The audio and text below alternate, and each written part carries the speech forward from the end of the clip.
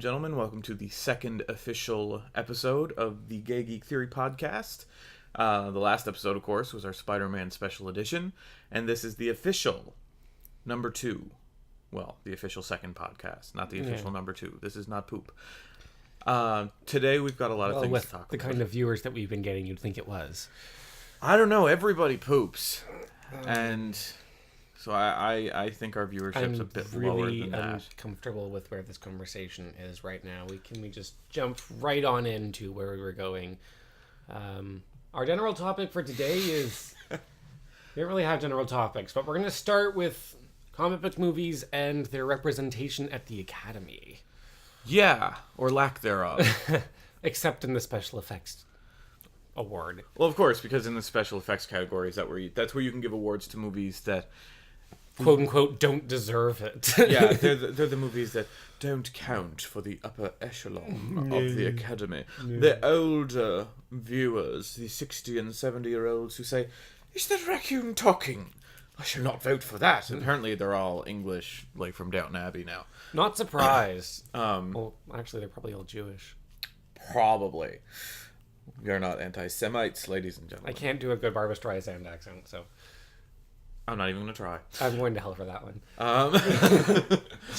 So, comic book movies in the Oscars. For a long time, comic book movies, they just weren't good enough to deserve Oscars. A long time, that's right. They just weren't good movies. No, I mean, they were good for what... it was like... They were good for what they were. They were good fun movies. They were good action movies. But... yeah, it's like the original Batman. It was good for... She mean the 1960s Adam West No. The Tim Burton one. Tim Burton one. Okay. Like that was a really good comic book movie. That was a good considering what comic book movies were at the time. Mm-hmm. Well, even today, I think it kind of holds up.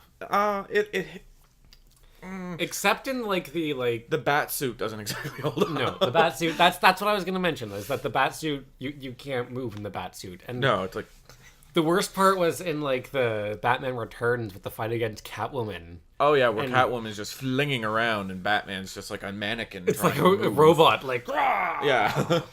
And speaking of Batman, it was a Batman movie that first really opened up the door to Oscars, and that was The Dark Knight, which, of course, Heath Ledger posthumously won the Best Supporting Actor award for playing the Joker. Which, if you're going to win an Academy Award for a comic book movie role, the Joker's a pretty colorful one. I mean, Jack Nicholson was nominated for a Golden Globe for playing the Joker, so I mean that role is sort of... Yeah, I actually liked the Jack Nicholson one better as a whole. Well, the Jack Nicholson one is far more traditional. That one is more from the comic books, whereas Heath Ledger was sort of taking personality was from the comic books. Yeah. But the backstory and business wasn't. That was Tim Burton kind of... Not really. That's the Alan Moore, the thing about the falling into the bucket of chemicals, but I'm talking about the "Did you ever dance with the devil in the pale moonlight" thing. Yeah, he wasn't a mob boss. He was like the biggest failure of an organized crime person in the world and a bad comedian in Alan Moore's version. Well, which is why he just fucked the organized part out of organized crime. And sort of went into more of an organized chaos kind of mentality. Which I kind of feel bad for. I can't remember his name. He's playing the Joker in Jared Leto. Yeah, who's playing it in Suicide Squad? Because if he doesn't get an awards nomination, he will be the first not to. Well, since the Adam West one, Caesar. I don't think Cesar Romero got any nominations. Well, also you're missing Mark Hamill. Mark Hamill has been my favorite Joker.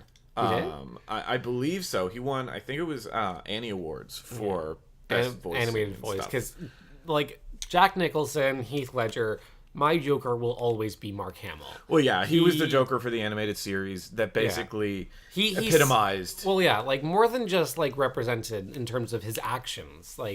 And Mark Hamill, I'm pretty sure, if he was acting it live, would have done a great job. I have seen Mark Hamill do it live, just, on talk shows and stuff like that. And he gets really into it. I would love to see him play the Joker. I would definitely... I could definitely foresee, him in, a studio, and he's acting everything out as he's saying it. I've seen him doing the voice for Arkham City behind the scenes. Yeah. And he's just in the booth alone, and he's going completely mad. I can definitely see... he will always be my Joker now and forever. He will be my Joker. But so The Dark Knight was, of course, Heath Ledger won for the Joker, and The Dark Knight. Which, while I have been like bolstering up Jack Nicholson and Mark Hamill, Heath Ledger did deserve that award. Yeah. And The Dark Knight apparently basically came in number 6 as far as Best Picture was concerned. Which is why the year after that they decided to have 10 Oscars for Best Picture instead of just the 5. The next year they had 10 nominations. Which is how Up got a nomination for both Best Picture and Best Animated Picture. Yeah. I think Toy Story did again. That. And it's just sort of... One of the... when that happens, it's just sort of like, the movie that gets nominated for both is going to win the animated one. Yeah. But not the normal one. But, and since then, since The Dark Knight, comic book movies have basically been... their quality's just been increasing and increasing and increasing. Well, it's because like it kind of opened up the door to shit. You can do real things with this. They don't have to be pulp. Yeah, and just this year we had Captain America: The Winter Soldier, Guardians of the Galaxy, and not First Class, Days of Future Past. Right, that one. 3 phenomenal movies that, if they were not comic book movies, I think they would have definitely been in the running, especially Winter Soldier. The Academy loves spy thrillers, you tell me. Yeah, well, they do. They I mean, you look at the 70s, the Oscars every year was like 4 spy thrillers and then the one that won. So, like, it's out of the question that these movies would have won Best Picture. No, they would not have done. They wouldn't have won. The big thing that we're hoping for is the nomination. And I mean, the Oscars, they decided to go with the up to 10 nominations because after The Dark Knight, they were like, wow, you know, the movies that people really like, they're not getting nominated. Mm-hmm. And so that was the year that they nominated Avatar and District 8. District 9. District 9. I love District 9. I thought it was District great. 8 is from Hunger Games. But and then every year after that they've gone with 10 really obscure indie films. Yeah, I mean, like this year they kind of fluked into a box office hit with American Sniper, which wasn't a box office hit when it got nominated, and then it just kind of blew up. I think even then it was a right-wing appeasement movie. Oh, absolutely. Every year their nominations are always extremely leftist. I mean, look at the year with Babel, Crash, Little Miss Sunshine. Brokeback Mountain. Those are all really lefty things, and like there's constant appeal to the leftists because, you know, Hollywood is a bunch of like I said, it's a lot of Jews, so a lot of left-wing individuals. Yeah. Left-wing minded individuals who are sort of intellectual. They're against, well, they fancy themselves intellectual. Whether they are or not is not up to me to say. And like this year, the nominations are American Sniper, which, as I said, has made a ton of money out of nowhere. Birdman, which should have made a ton of money because that movie was fantastic. I had to watch it. It's awesome. Boyhood, which sounds incredibly pretentious.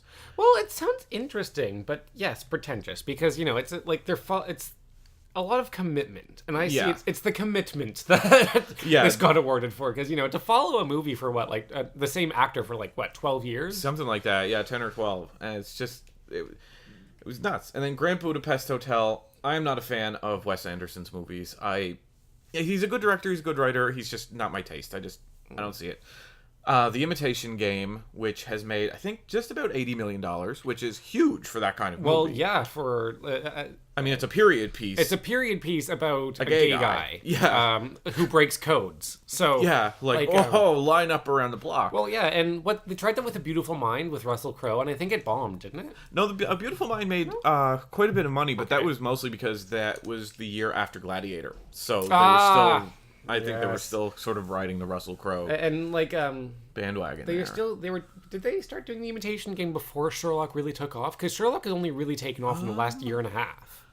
I think they cast him before it really took off, but they didn't actually start production. They kind of lucked into that. Where they kind of lucked. Marvel did the same thing. They kind of cast him as Doctor Strange, hoping that he would finally be able to have a box office hit. And then now he has the Imitation Game. And not just the Imitation Game. He has an Oscar nomination for the role. I really want to see that, actually. So do I. I really want to see that. You haven't seen it yet? I thought you'd seen it. No, I haven't seen it. Okay. And then there's Selma, which is about Martin Luther King. Oh, okay. Which has done. Wait, was Selma his? Who's Selma? Selma is the city, where I think it was his first big march. Okay. where he got arrested. Was that and the I Have a Dream speech? stuff. No, that was in. No, the March on Selma was way before that. That way before. And but where was the I Have a Dream? That's northern states, something like Michigan. I don't know. I don't know my state's geography. I'm sorry, American viewers. I don't know that much about Martin Luther King. Sorry, Martin Luther King buffs. I don't really know a lot. In Canada, we're sort of like Martin Luther King was a good man, and then we just sort of move along. Well, yeah, it's sort of like Abraham Lincoln. We know nothing about Abraham Lincoln, but he was a good man. Move along. I actually know a little about Abraham Lincoln. I took American literature. He's a very prominent figure in American literature. I know that he hunts vampires. He does. Did you know that? Vampires. I tricked my mom into watching that. And then there's... I tricked her into making her think it was the Lincoln movie that she wanted to see. And then she actually kind of enjoyed The Vampire Hunter. It was definitely more interesting. The actual Lincoln movie was very boring. Yeah, my mom thought that too. I'm sorry, Spielberg, but you kind of blew it there. So then you've got The Theory of Everything, which is about Stephen Hawking, which hasn't made a lot of money, and Whiplash, which has made no money. What is Whiplash? I need the picture. I'm a visual learner. I need the picture. Whiplash is... I honestly don't quite know what Whiplash is about. I know that J. Jonah Jameson, I cannot remember the actor's name, is going to win an Oscar for it. So you think Jason Blum is going to win the Oscar? Who? You said Jason Blum? No, J. Jonah Jameson. Oh. The guy who plays him. I can't remember his name.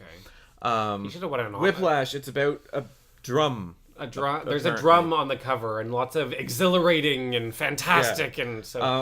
of course, with if a reviewer gives your movie a review and it has the word exhilarating in it. Yeah. It's not going to do well at the box office.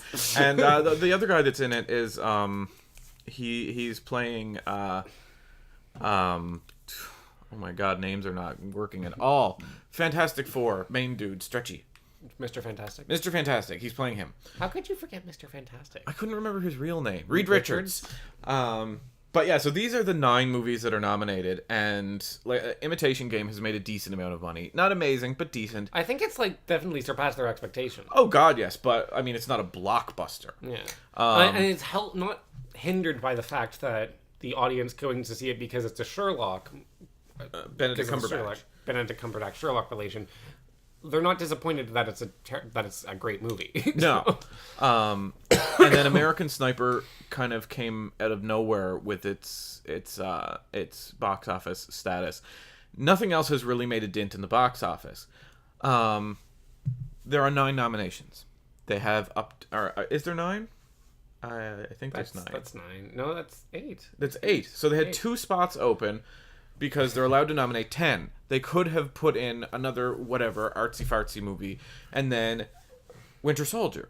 Because Winter Soldier covers all the things that the Academy loves. It just happens to have a superhero in the title. Well, and so it's like it's disqualified. And a 2. It's a sequel to a superhero movie. But it doesn't even have a 2. That's true. It's just a subtitle thing. Yeah. And even then, Birdman is a superhero movie, kind of.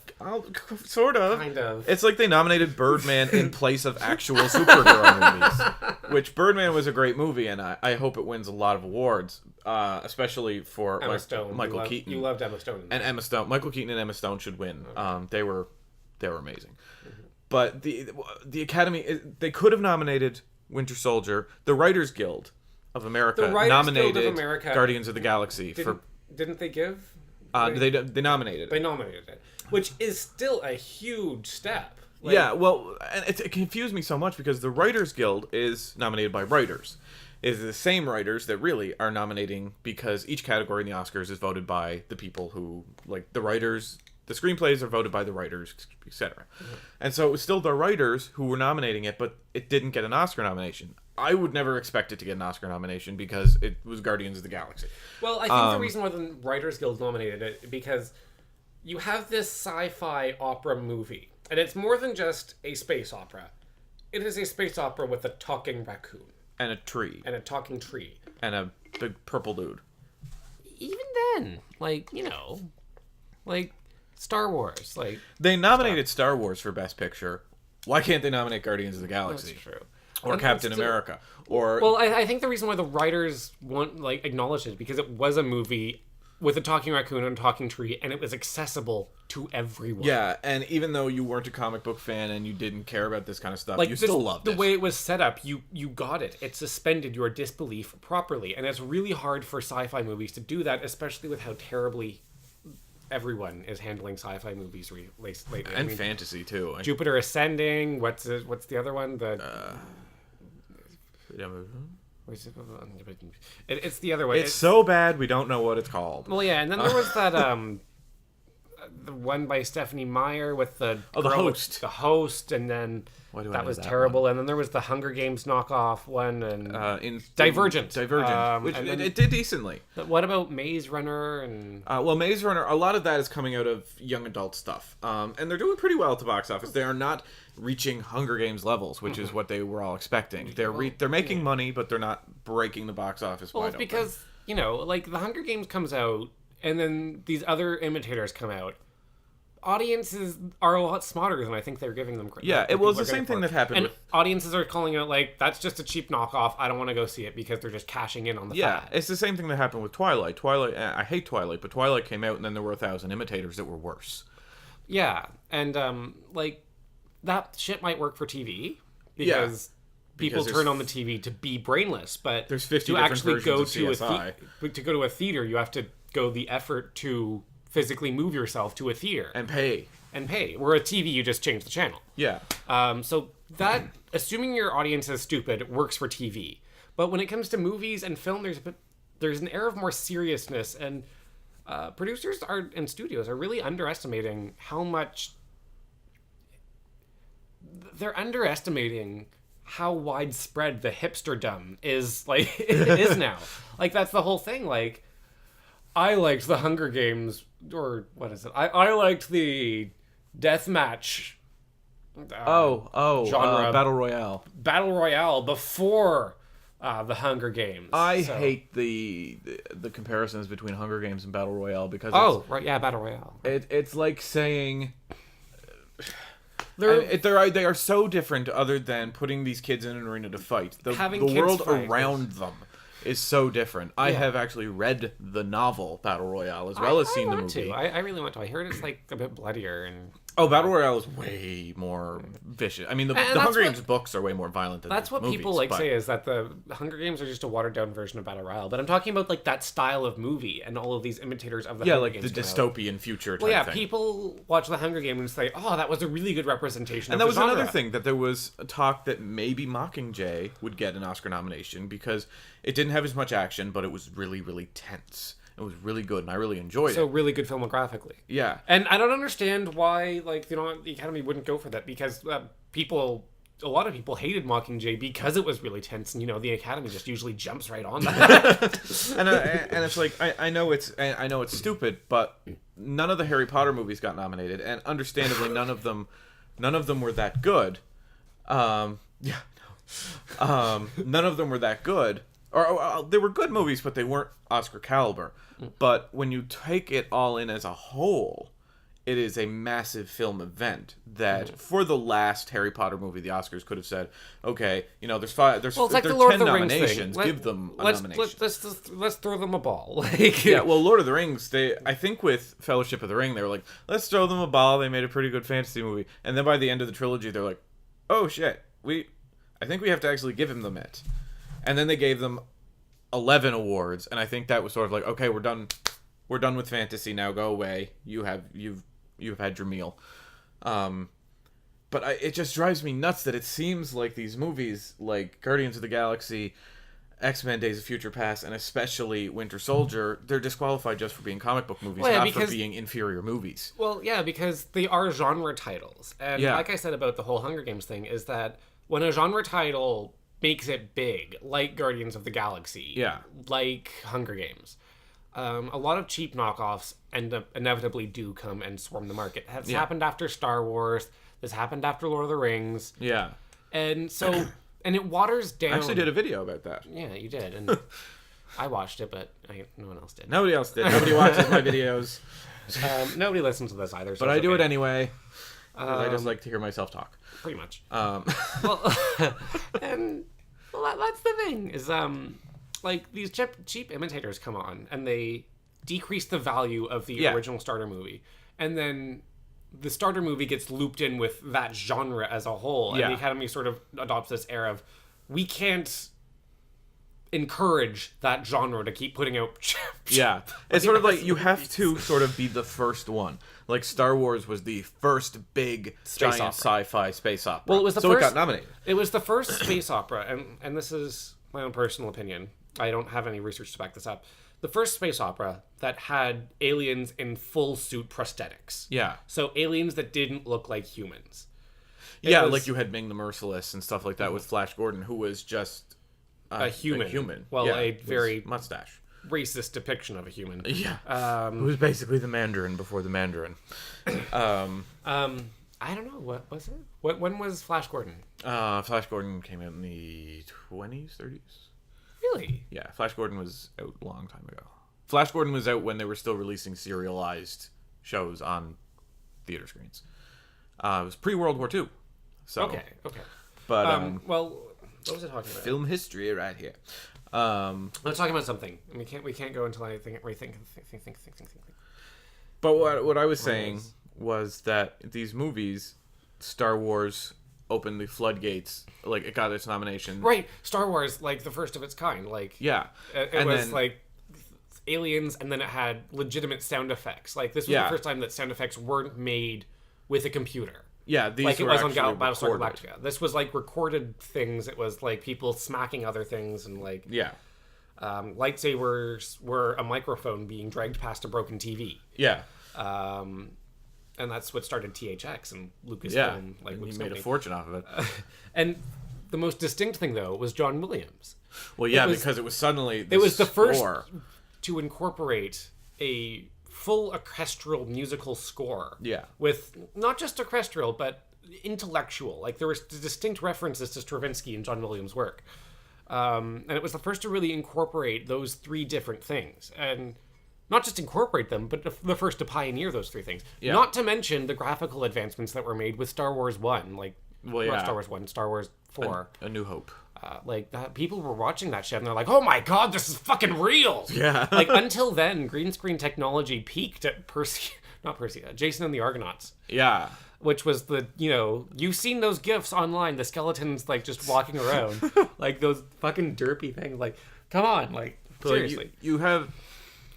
And then Lord of the Rings kind of opened the doors for fantasy movies. And it's like comic book movies had The Dark Knight, which should have been nominated, but wasn't. And it's almost like the Academy has now decided that they shouldn't be because they all blend together or something. I am honestly hoping that Age of Ultron gets a Best Picture nomination, because that would be the... Like, if it's good... Which I'm hoping I'm assuming it's going to be. Is there any doubt, really? People were doubting when Joss Whedon was making The Avengers, because they're all like, it's The Avengers and a big superhero movie, and it's Joss Whedon, and most of the stuff he gets canceled, so maybe he's just a puppet director. And, like, people were wiffle-waffing, and they just... he delivered. Like, he delivers every time. I think... I want Age of Ultron to get nominated, because that would not only be like... Oh, a comic book movie has been nominated. It is a comic book movie with a robot as the villain. It is a comic book movie with a robot sidekick. It is a comic book movie with a witch. It would legitimize all of these tropes, which have been seen as being trashy before. Yeah. Which would hopefully encourage a lot more artistic development with using these tropes in sort of a meta sort of way. And it would be like, wow, team-up movies have become really good. Mm-hmm. Whereas some other team-up movies may not be so good. Well, yeah, like there was once upon a time where you... Oh, what's an example of a team-up movie? I'm drawing a blank now. Now you're drawing a blank. Well, what I was getting at with the team-up movies that may not be so good, 2016's Suicide Squad, which is coming from DC. Right, smooth segue. Second topic, Suicide Squad. Which is coming from DC, and at first I was really excited about this. I think we need to set this up with our opinions on DC Warner Brothers in general. Yeah. neither of us are particularly optimistic. I want to be. I want to think that DC is going to make awesome movies that actually force Marvel to kind of push up their game. Well, especially because Sony can't contribute to that anymore. Well, no, because Sony's now just been sort of swallowed into Marvel. But Fox is doing their part with, at least with X-Men Days of Future Past. Yeah. Although not Bendis, but his name. Bryan Singer. Bryan Singer. He's going to fuck it up eventually. Yeah. It's a matter of time. But Days of Future Past was really, really good. I don't know if I have such high hopes for Apocalypse. I'm holding out. We both said that Days of Future Past was gonna suck, and even up until like it was released. And yeah, I didn't go see it, but you changed your mind. I decided to go see it opening night, and I haven't seen it, and you will. I know. I do need to. It's just I was shocked at how good it was. Yeah, that it kind of. But it was much better than any of the other X-Men movies, even First Class, which before then had sort of been like the pinnacle for me. Well, yeah, like and his Bryan Singer's other movies were all plot driven. It was all the superhero quest. Although from what I've seen about this one, it's a lot more emotionally charged about how the characters are interacting with each other. It's far more character driven than plot driven, because the plot is basically this guy built Sentinels, he wants to kill mutants. But even then, like looking at the plot, it's still there's still a very distinct objective that they have to do. Like, oh my god, we have to stop Loki. And there's a big moral thing with Days of Future Past that's played up. That's what I hate about Bryan Singer, is that he moralizes everything. But with Suicide Squad, like we were saying about DC, I want to be optimistic about DC. And they haven't been delivering so far. They have this movie that they had Green Lantern. They've had. I'm talking about since Man of Steel. Okay, let's start with Man of Steel. Man of Steel was supposed to be DC's big flagship. We've got Superman, and Superman is better than everything. It was supposed to be their Iron Man. Yeah, and it wasn't. It was just a lot of flash, a lot of special effects, destruction, and it was a lot of Superman whining about how powerful he was. And the problem with Man of Steel is, and I stand by this, the problem is not the character of Superman. Superman can be made interesting. Superman has been made interesting in comic books. It's difficult. It's difficult, but it can be done. The problem is Zack Snyder, who is a director who is all flash and no substance. He's a visual director. Like, you can stop his movies at any time, and like we said in the first episode, his movies make excellent GIFs. Like, they make awesome images. Awesome images. Like, Sucker Punch is beautiful to look at. Yeah, so is Watchmen, so is 300. Mm-hmm. But I have not watched a movie of his yet where I was emotionally invested. Well, I think you're going a bit far even then. I mean, his actors are basically... I don't think he gives his actors any direction. I don't think he does either. Character-wise, anyway. I think he directs and makes sure that all the explosions are going to... He's like Michael Bay. He makes sure all the explosions are going to happen where they need to happen. Even then, his actors never really interact with each other. In every movie, it sounds like they're just reciting their lines to themselves. Yeah, and even in Man of Steel, you had Henry Cavill and... I can't remember her name, but she plays Lois Lane, who are both fantastic actors, and they had no chemistry. So why did you cast them if they had no chemistry? It was apparent, even to people who liked the movie, that there was no chemistry there. And even then, it was like you can't really have Superman being heroic if he has millions and millions of people dying in total city genocides. Yeah, where. I mean, in Guardians of the Galaxy, for instance, they make a point of just saying the line, get the civilians out of here. Well, there were three different sections. There was the point where they say, evacuate the civilians. Yeah. There was the point where you showed Rocket Raccoon and his other flying ship thing. Protecting civilians. Protecting civilians. And then you had someone say, the city's fully evacuated. Yeah. And it was just three little dots like that. And that's fine, because that meant... Yes, there was the pending threat that if Ronan got to the planet, none of that would matter and everyone would die. But, you had the audience on the edge of their seats, like, hoping that your heroes would come through and save the day. Whereas with Man of Steel, it was just, everyone's dead. Like, the city of Metropolis. Like, if that happened, half the city would be dead. That was the thing. Like, there was a meme that came out afterwards, and it was... Henry Cavill as Superman saying, it took 6 of you to... Talking to the Avengers, and said, it took 6 of you to stop an alien invasion. Yeah. And then a counter meme came out with that first one, and it was Tony Stark saying, actually, it only took 2 of us. The other 4 were containing the damage to only a few city blocks. By the way, how much collateral damage did you cause? Like, But, so I want DC to be successful. You're not a DC fan in general. I'm not a DC fan. I find all of their character Yeah. they're blobs of origin story. And there's, if you take away their origin story, there's not really a lot to them. Yeah. Because Batman whines about his parents, Superman constantly goes back to his Clark Kent origins, and Wonder Woman's an Amazon. You can't subtract the origin from the character, and that's what I really don't like. Yeah, and I mean, the characters that they do have that are really interesting, they're not making movies out of. Points in case, Harley Quinn. Well, yeah, Harley Quinn is this amazing character that was created for the animated series. Well, she was created for the animated series, and she was only supposed to be like a one-off villain. Yeah. But the episode that she aired in got such an amazing fan service that the producers kind of just looked at each other and like, we have created a Batman villain. Yeah, and then she got put into the comic books and the video games. Everyone loves her. She is... And she was supposed to be the main character, from what I understand. She was supposed to be the driving force of Suicide Squad, from the villain's point of view. Well, yeah, anyway, and like this got announced, and for the first time ever, I was excited for a DC movie, especially because Batman versus Superman. Yeah, I have been. I'm a huge. I don't care much that Batman and Superman isn't gonna get any. I don't like Batman. Batman's boring. I don't like Superman. Superman's boring. He doesn't need to be boring, but they both are. I am sad that Wonder Woman is roped into that as Gal Gadot, but that's neither here nor there. Yeah. Just everything that comes out of that movie. Like, they started screening the movie, they started filming, and the script wasn't even finished, and they were rewriting things. They were going to have Ben Affleck direct Justice League. No, we're going to give that to Zack Snyder too, and he's Batman, and I'm actually okay with him as Batman. Yeah, I wasn't at first, but I'm quite okay with him now. Well, yeah, he's definitely a better director than an actor, but he's still a superb actor. Yeah. So I was very excited for this. I was immediately excited for Margot Robbie.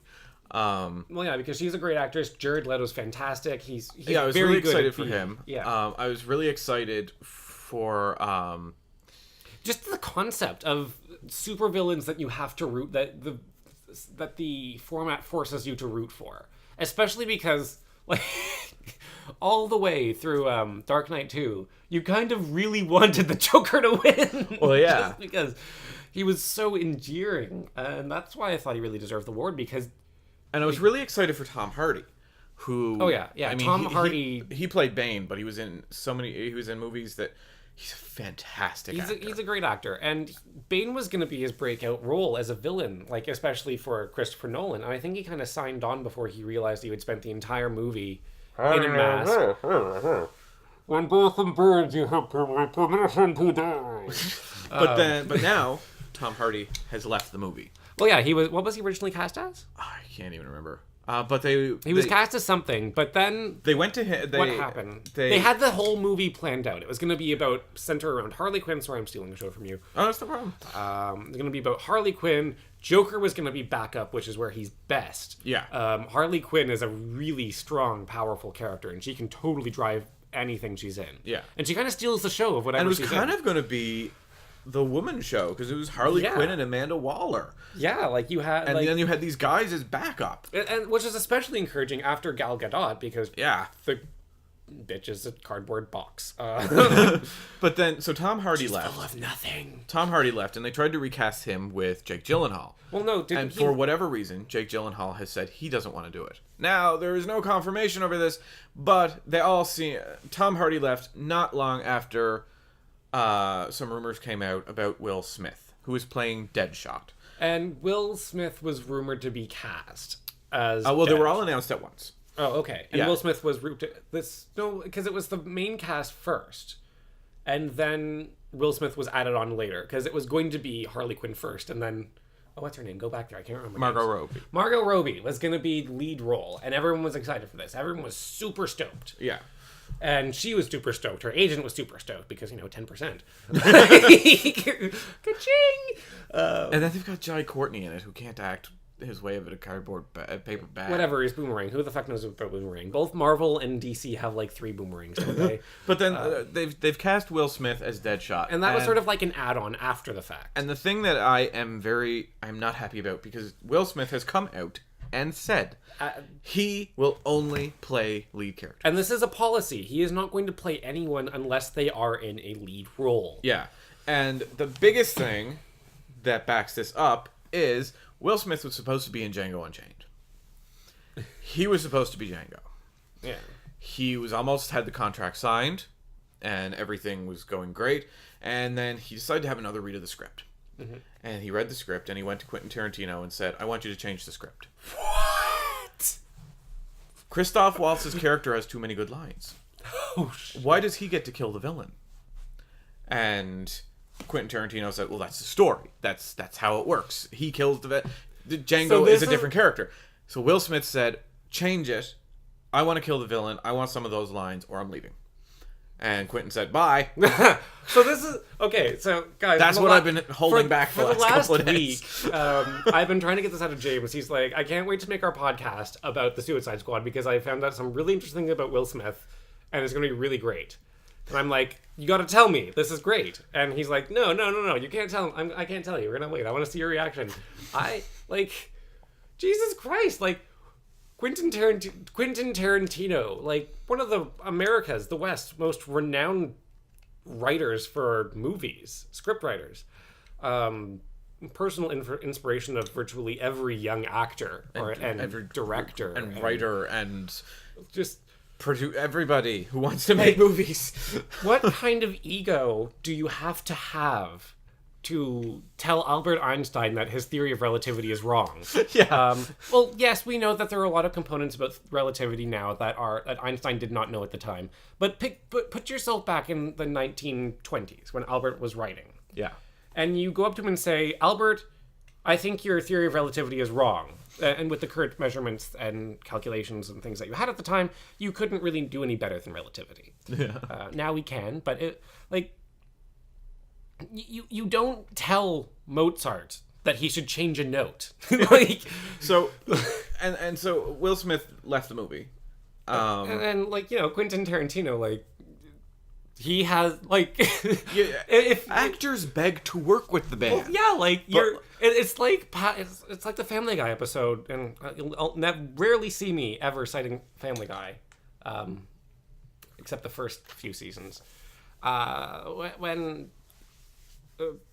Peter passed up a reservation in Chuck E. Cheese's, or the Family Guy universe equivalent of, and almost instantly the reservation was filled. It's like, you're expendable. There are so many good actors who want to work with this man, whose careers have been made and revived by this man. Yeah. That it's not a matter of you need me to sell this movie. Will Smith is not the selling point in this movie. And when Django Unchained came out, do you know what the movie that Will Smith made afterward? After Earth. Yeah, with his son. Oh, how would he have tried to shoe in his son into Django? But Can you imagine? Django went on to win 2 Academy Awards. Yeah. One for Best Original Screenplay for Quentin Tarantino, and the second one for Christoph Waltz, who Will Smith wanted to take some lines away from. Yeah. And it was also nominated for Best Picture. He passed up that. He passed that up because he wanted to be a bigger main character than he was. So obviously with Suicide Squad, if he's signing on as the main character. Well, yeah. Which means that Harley Quinn is going to be pushed to the side so that DC Warner Brothers can have a movie star and Will Smith is not a movie star anymore. He hasn't been a movie star since Men in Black 2. Really? I'd say I Am Legend. Okay, I Am Legend. I Am Legend was the last one. Although Men in Black 3 didn't do that bad. Although at that point, I think it was the Men in Black name that was selling. And at that point, they had to change it and go back in time and work with the younger version of Tommy Lee Jones's character because he didn't want to work with Will Smith anymore. I didn't know that. and so this is what Suicide is going to be. It's going to be a vehicle for Will Smith to relive his glory days of Fresh Prince. Yeah, and no, like. I do not like Will Smith.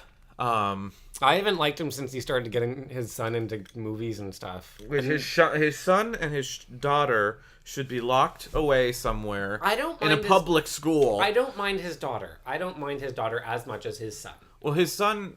His daughter approaches her pretentiousness almost self-knowingly, I think. Like, she knows she's not normal. She knows that she's...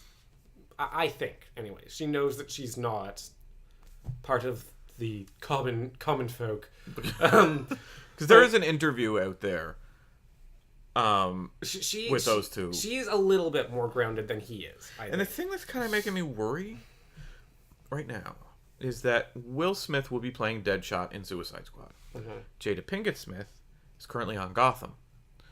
They are going to try and get their little son somewhere. I don't think... if I'm following the tabloids properly, I don't think that they're on good terms. It doesn't matter. They are going to try and get their little weird son that's the thing. to play Robin or something. The way things are going, I don't think it's her trying to get their children into showbiz. No, it's definitely him.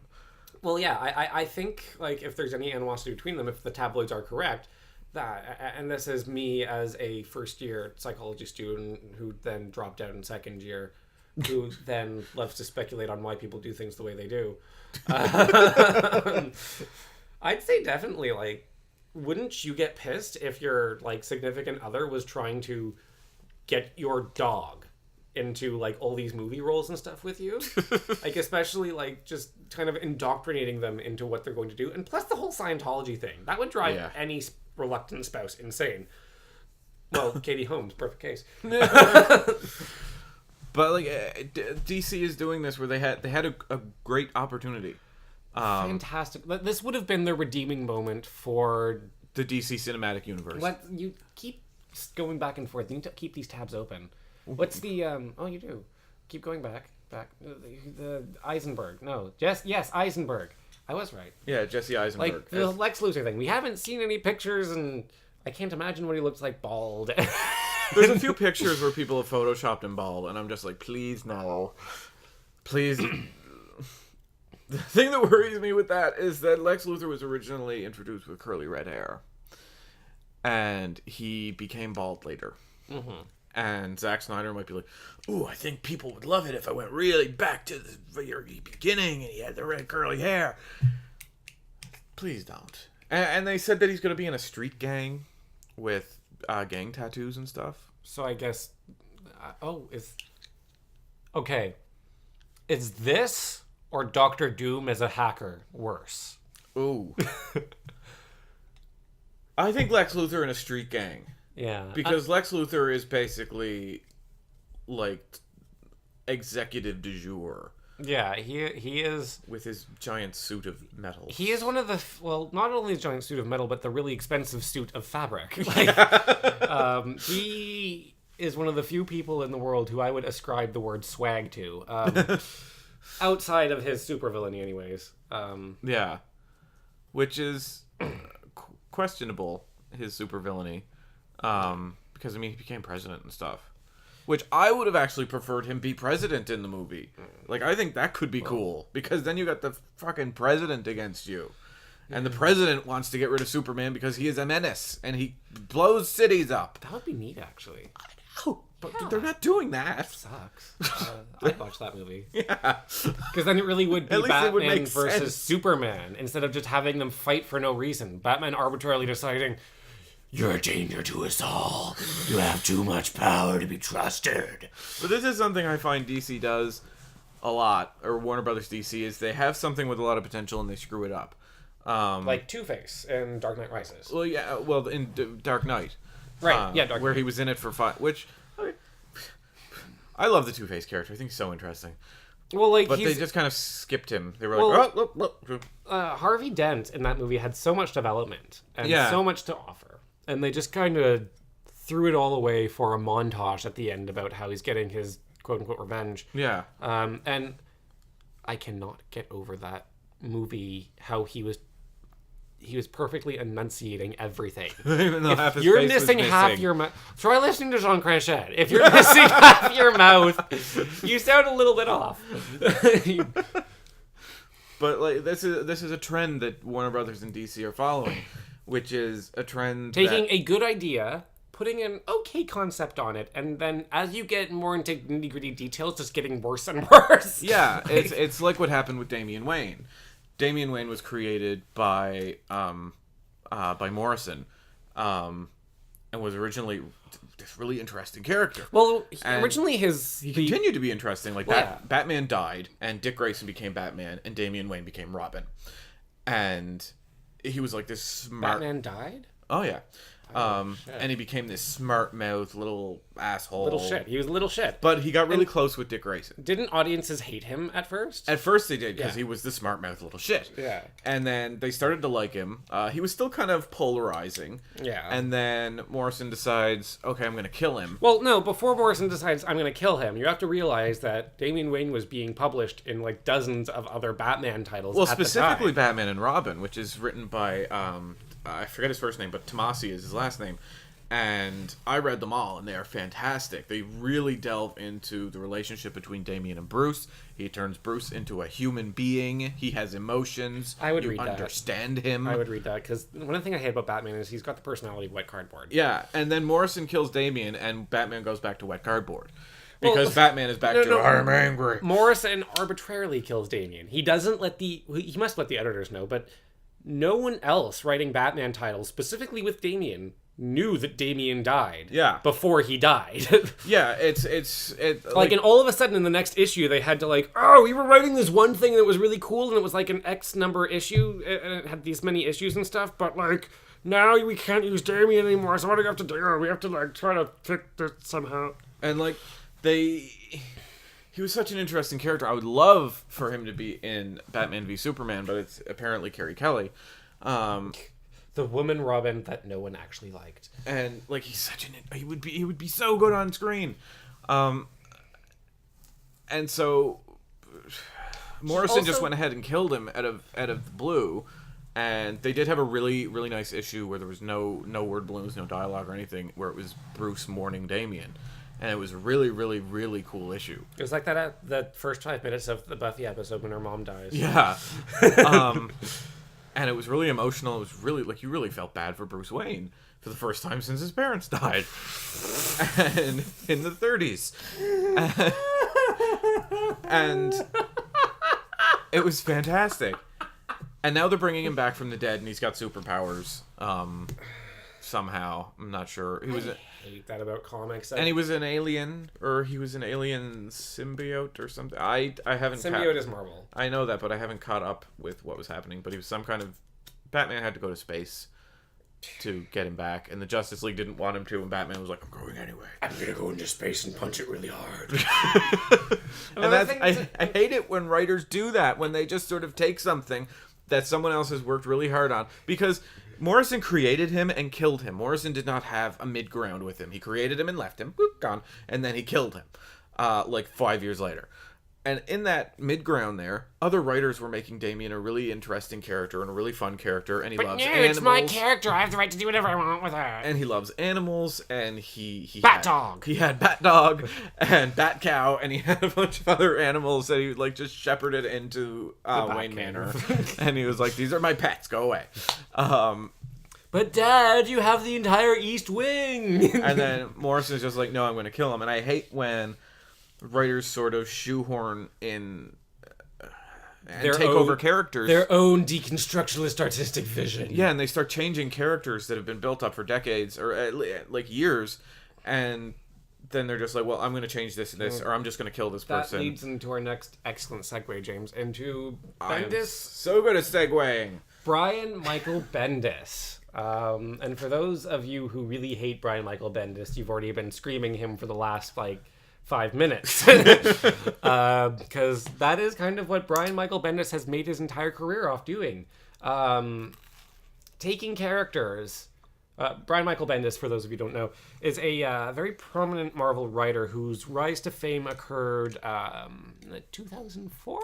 Early 2000s? Early 2000s, with Avengers Disassembled. Wanda Maximoff's The Scarlet Witch, her third infamous mental breakdown. She goes batshit. She goes batshit. Not the most batshit she's gone. That came later. Later? No, not later. Really? No More Mutants wasn't as batshit as she got? I count that the same brand of batshit. Oh.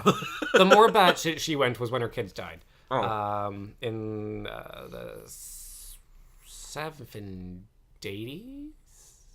It was the 80s. Okay, in the 80s with Avengers West Coast. So... Which fed into Disassembled, so... Yeah, it did feed into Disassemble. But the thing about Disassemble is that it was almost exactly what happened in the 80s. And that's another reason why I hate Brian Michael Bendis, is because he doesn't have any original ideas himself. He just kind of copies what everyone else does. Regurgitates. Pretty much.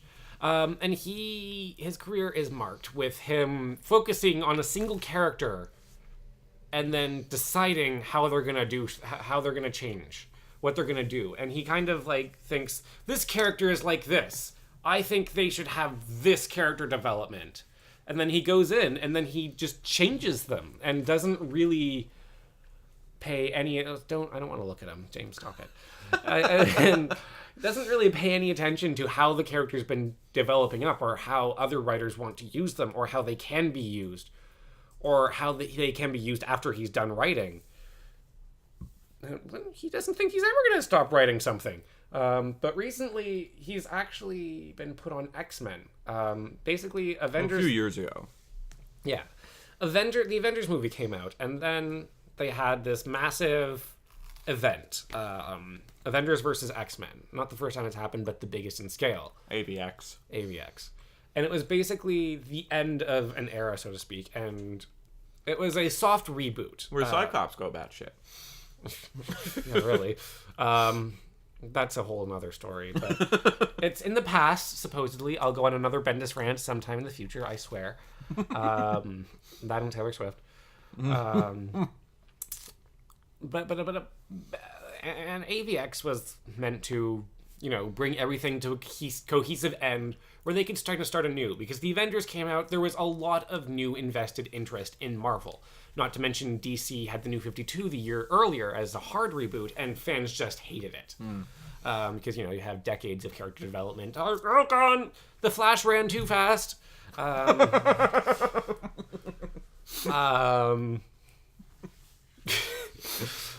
that is what happened, ladies and gentlemen. Just so you know. The Flash broke the DC universe. So broken.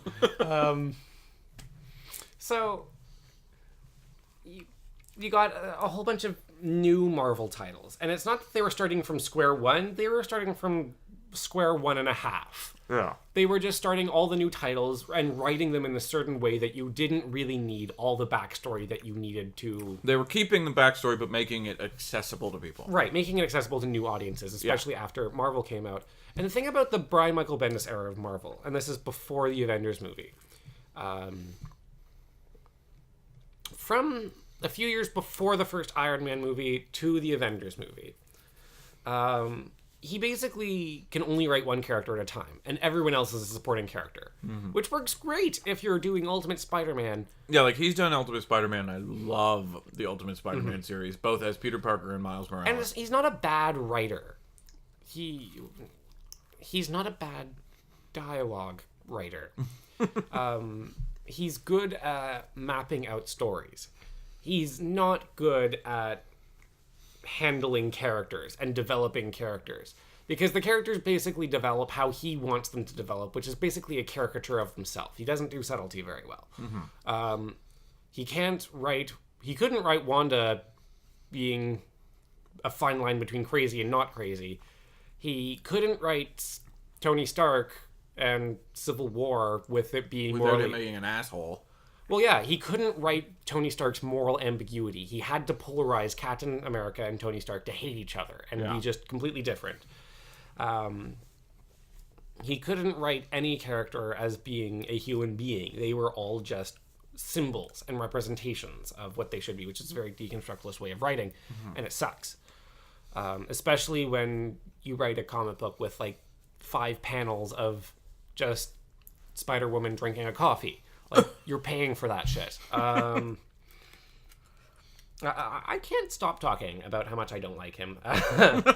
But recently, it has been announced. Well, yeah, after Avengers versus X-Men, Marvel editing staff kind of booted him off the Avengers because, he couldn't write the characters that were going to be in Avengers. He couldn't write it with the subtlety that Joss Whedon did in the Avengers that the new fans were expecting and the old fans really loved. So they put him on X-Men. Which Joss Whedon had already done an amazing run on. Well, yeah. And that's the thing about X-Men. My opinion of the X-Men is since the 80s, the X-Men is where Marvel sticks their bad writers. Because the X-Men... Downhill since the Phoenix Saga. Pretty much. And I think the writer of the first Dark Phoenix Saga wrote Wanda Maximoff's West Coast Avengers breakdown, too. Oh, yeah. So he's good for women going Very nuts. powerful women going nuts, which I adore that. I adore people going crazy in general, but when women do it in a way that is empowering, that's just fantastic. Although losing your children and then trying to kill the world, maybe not fantastic and powerful. Definitely fuck the world powerful, and fantastic. But although anyways, I'm really hoping they do that in the movies. I do too. Well, it's Joss Whedon, and he has a thing with troubled girls who have way too much natural ability, who go crazy. And he already did it with Dark Willow, so he's got look at Dark Willow, River Song from Serenity, which James has not seen. No, not Serenity, Firefly. James has not seen Firefly. They're the same thing, aren't they? Serenity is the movie which finishes up the tragedy that is Firefly. I think it's on Netflix, so I'll It is watch on Netflix, someday. And why aren't we watching it? God damn it. I don't know. We're watching House of He Cards. hasn't seen Monty Python things either. I showed him one thing and he kind of rolled his eyes at it, and I'm like, Jesus Christ. And it wasn't one of the bad ones, it was a silly walk. Anyway. So, the X-Men is where they stick all their really shitty writers. And, so they stuck Brian Michael Bendis so on they X-Men. stick him there, because the X-Men it's a soap opera. And my opinion of the X-Men is Joss Whedon too, because from his Amazing X-Men, that's kind of the vibe that I get from him, is these are people you do not want protecting you. These are people who are so wrapped up in their own personal drama and who slept with who and whose baby is who and whose clone is whose and who's from which dimension. Yeah, it is epitomized. I can't remember the exact details, but it's basically Scott Summers has Emma Frost fools Scott Summers into thinking that he's having sex with Jean Grey. I think that's how it went. Or Jean Grey fools him into thinking he's having sex with her, but he's having sex. Some kind of insane... There's lots of psychic powers. There's lots of convoluted. There's so much traveling between different dimensions. It's crazy. Lots of time travel. And that's basically their magical undo button for everything is... They broke the universe. Nightcrawler's dead? Let's bring him back to life by bringing him from another dimension. Oh, Professor X is dead? Let's go back in time and save him. Oh, Jean Grey's dead? It's a cosmic viewing. Oh my god. The X-Men is just... the X-Men is just a holds no bounds of everything cheesy that represents comic books. It has... And writers like Joss Whedon can really capitalize on this and make it apparent how fucked up these people are. Yeah. And you also get Magneto, who is so powerful that he can control you because he can direct the iron in your blood. Mm-hmm. That's cool, though. That is a bit cool, but it's totally broken. When Ian McKellen did that in X2, and he brought all the that blood, was neat. That was cool. No, but in the event, it was actually an Avengers title where Magneto had learned how to control the iron in people's blood. He didn't do it to rip the iron out and control it. He did it to control their movements and stuff. Anyways, I think it's cheesy. I think the X-Men is cheesy. So Brian Michael Bendis has been writing X-Men for the last 5 or 6 years. And he's been doing a shit job with it, if I might add. And now, as of apparently Uncanny X-Men number 600, he's done. For 2 reasons. One, because... What's it called? The big thing. The Secret Wars. No, it's the movies. Movies? Yeah, the movies. Of what? Production company. Not Sony. Fox? Fox! The big thing is that Fox has decided not to play ball with Marvel at all. And despite the actors from either side really not liking Fox's decision not to, let there be any crossover action, Fox has decided, screw you, we're going to make our own comic book movie empire. Yeah. And So Marvel has basically said, screw you back, we're going to make them all Inhumans. Well, not just that. Screw you, we're canceling the Fantastic Four. Screw you, we're killing Wolverine. Screw you, we're cutting away like half of the X-Men books. We're getting rid of half of the X-Men. We're turning them into Inhuman. Scarlet Witch and Quicksilver, their father is no longer Magneto. Yeah. That was like the big one. That was like, oh. Yeah. I should explain, though. Scarlet Witch and Quicksilver, and they might not be mutants either. We're not really sure what they are at this point. But they may not even be Inhumans. They might be something completely different. But I should explain, they were introduced as mutants, but when they joined the Avengers shortly after, they both lost their powers through some really bizarre, unexplained reason.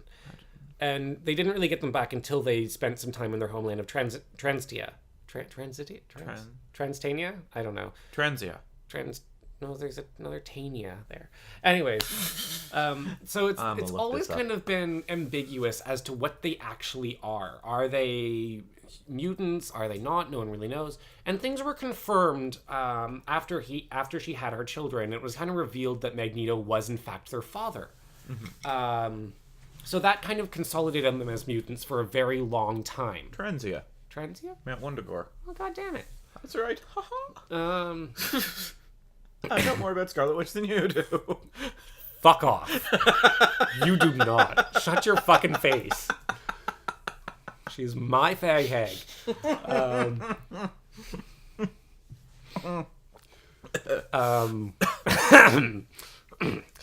So it's always kind of been in question what they actually are. And there was never actually any proof that Magneto was their father, except from a line of inquiry that that Magneto investigated, and it was something that they always just kind of took for granted. Mm-hmm. But Scarlet Witch tried to trigger a spell which would harm her family, because things happened. She was going crazy again. Well, no, the entire Marvel Universe was going crazy. Basically, what happened was the Axis event. Heroes and villains were flipped. Villains became heroes. Heroes became villains. Which was a fantastic crossover. It was. I enjoyed it. A lot of people didn't like it, but people bitch and complain about lots of stuff all the time, and I thought it was very well executed. People liked AVX. I liked AVX. I thought you hated AVX. No, I loved it. I hated Civil War. For no reason. I hated it because I read all the crossover issues and stuff, and it was just read terrible. The crossovers. Secret Invasion was also in there. Anyways. It was Bendis too, wasn't it? I just nodded. Nodded regretfully. So, their powers have always been questioned. In Axis, she made a spell that would harm all of her family. And Quicksilver kind of went all wonky, but Magneto was there like, what? And she was like, ha! I'm not your daughter! And she flew away. Literally flew away. She's like, bye. Like, bye, Felicia? Anyways, so he's not happy about this. So, and neither is Fox either, because, like, because they're losing all their free advertising. Well, yeah, because, like, that's... And I'm kind of okay with Marvel doing this, because, A, I don't care about the X-Men. B, no one actually cares about the Fantastic Four. Yeah. Like, there are some people who are on, like, Facebook groups, and they bitch and moan, but Fantastic Four hasn't been selling well... Ever. Since the 60s. Well, definitely not since Heroes Reborn, which was in the early 90s? Mid-90s? No, it was right at the peak of Liefeld. I think Brian Michael Bendis should write a book illustrated by Liefeld. No way. Liefeld want to write it himself. Not sure who would be worse. Actually, probably Liefeld. For what I bitch about Brian Michael Bendis, if you're listening, Brian Michael Bendis, you are not as bad as Liefeld. Anyways, so Bendis is leaving the X-Men. Marvel is canceling half their X-Men titles. They're getting rid of half their X-Men. Some of them are becoming inhuman. Some of them are dying, like Wolverine. Fingers crossed. Well, he's dead. I hope he stays dead, although... I hope he stays dead for a while. Yeah. And I don't understand why Professor Xavier is alive in that title.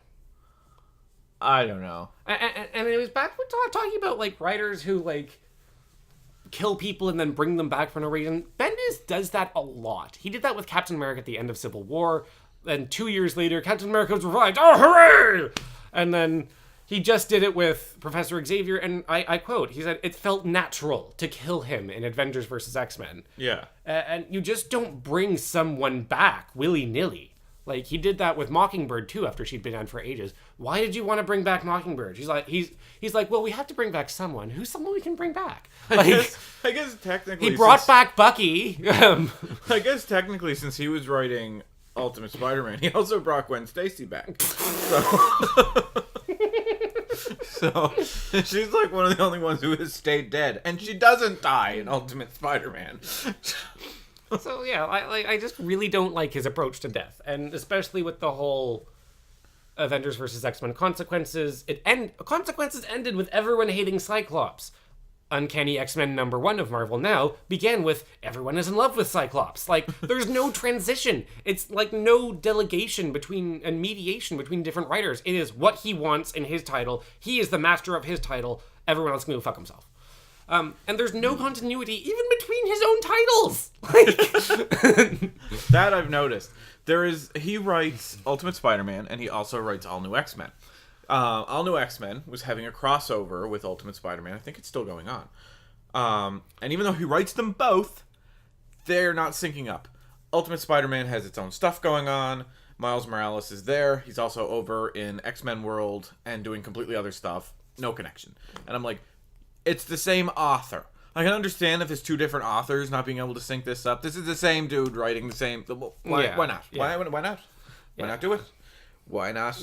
Like, it's just mind-boggling. Like, maybe he wants to keep the Ultimate Universe separate, which doesn't make any sense because the Secret Wars thing Secret Wars. Going to happen. Everyone's bitching about Secret Wars. Like, oh, it's going to be a complete hard reset. Oh my god, it's going to be New 52 for Marvel. Oh my god. And, like, the fan reaction to New 50... What are you taking the camera? The fan reaction to New 52 was so negative that I don't think Marvel would risk doing that, especially so close to their own previous soft reboot, which they were kind of doing in tongue-in-cheek to DC, like, we're only doing a soft reboot. I think Secret Wars... I think we might have talked about this in the last video. Maybe. It's basically just an excuse for Marvel to bring in Miles Morales. Well, yeah, sort of mesh all the universes together, especially with what's going on with the Incursion plotlines, with the Avengers titles and the new Avengers titles, which I have no idea what's going on there. And I mean, the Ultimate Universe, like, Ultimate Universe and the 616 are going to collide. Nobody cares about anything in the Ultimate Universe except for Miles Morales. Well, yeah, that's the only selling point. And apparently Wolverine is still alive in the Ultimate Universe, so they might be doing that to bring him over. Ugh. I hope they don't. Like, and that's the thing, like... Well, if they're going to do that, they might as well bring in my friggin... Bendis just killed Professor Xavier. Bendis brings Xavier back. So he's leaving. He's leaving X-Men, at least. I don't think he's leaving Marvel in total. Probably not. He's definitely pissed about it. Like, some of the quotes... yeah. Assuming this is real and it's not just a hoax, he's pissed off about it. Because he was on the Avengers. And if you're writing for the Avengers, you're on the ace of the ace. Like, especially after the movie. Like, you're top-notch. Well, when the Avengers became top-notch, they got rid of him. Yeah. And now it's sort of like they put him on X-Men, and you know the X-Men titles are popular enough. Maybe not good. And Days of Future Past was really good. But I mean, I don't. Fox does not want to play with Marvel. They don't want to do any kind of crossover, even though Hugh Jackman has said he wants to. Jennifer Lawrence has said she wants to. And Michael Fassbender? Michael Fassbender. He was quoted saying that he regrets that he can't be the real Scarlet Witch and Quicksilver's father. Yeah. That was the quote. The real Scarlet Witch and Quicksilver. And so obviously Marvel is like, well, you're not going to play a game with us. You're not going to play ball with us. We're going to take the ball and go home. I think you're forgetting who carries the cards in this equation. Yeah. Like... We own these. Okay, fine. We'll kill all the mutants then. No more mutants. Yeah, you thought No More Mutants was bad. Wait till we just kill all of them, make them Inhumans, and then you can't play any of them anymore. Well, wouldn't they still own the rights to the other ones who they have portrayed in film before? Maybe. Probably. I assume, yeah. I'm sure that there's no way you can just be like, oh, they're not mutants anymore. I don't think they get rid of X-Men completely. No, I think they're going to have 1 or 2 X-Men Because, titles. what people forget is that these comic books have lasted for 50 years. Yeah. More than 50 years. Just because something that's happening within our lifetime within our generation, or our lifetime, does not mean that in the future it won't be retconned. Yeah. Do you know how many times Professor X has died? And I mean... I'm okay with death and resurrection in comic books as long as it's treated respectfully. Yeah. Give the characters some time to grieve, to get over it, to be human beings. Yeah, like with DC, the reason I was so irritated when they decided to bring back Damian Wayne is because, I wanted them to bring him back, but they changed it and everything. But he wasn't dead that long. When they brought back Jason Todd, that was a 20-year gap. He was dead. Yeah. When they brought back Bucky, that was almost 100 years. Yeah. That was a good chunk of time where these guys were dead. And it's it started with the death and return of Superman. Because Superman died. Yeah. Superman was dead. And that's what they advertised it as. Superman was dead. And then they spent a year. Then after a year, they bring him back to life. And it's oh my god, the capsule that I came to Earth on has this magic reset button. And I kind of And there was the 4 Supermen who were saying they were Superman, but they weren't actually. Look up the year between the return of Superman and the death of Superman. It is some of the most ridiculous comics ever written. Some dude does it on YouTube. I watched it's hilarious. It. We should include the link on the... We should. I should find the link and put it in the description. It is just hilarious. Because it is gold. But yeah, so I don't know what's going on with Bendis and leaving and what's going to happen with X-Men and everything. But it says, I think they're sick of his shit. And on that note, we are going to end it this week. On the next show, Geek Theory number 3. It will be all video games. All the topics will be video game related. All video games all the time. Yeah. So I hope you tune into that one. I hope you enjoyed this one. If you're still listening, I hope you will.